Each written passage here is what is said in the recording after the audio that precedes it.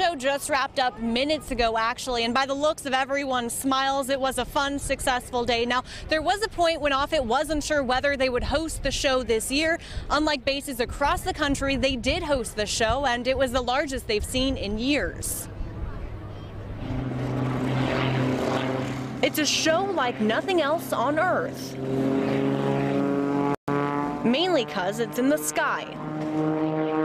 The Defenders of Freedom Air Show brought out the largest crowd to Offutt Air Force Base in years. Looking at the crowds, I have to say it's probably one of the most successful shows we had, and it's definitely different than other ones we've had. Last year, the sequestration forced Offutt to cancel their annual air show.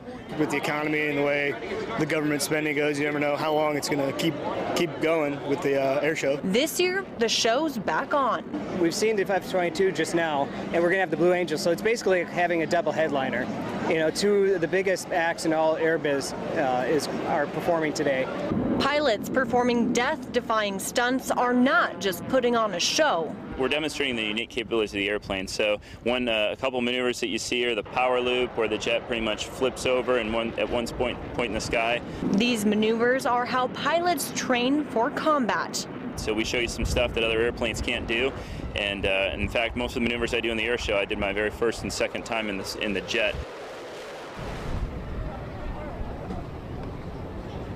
And the show cost about $250,000 to host.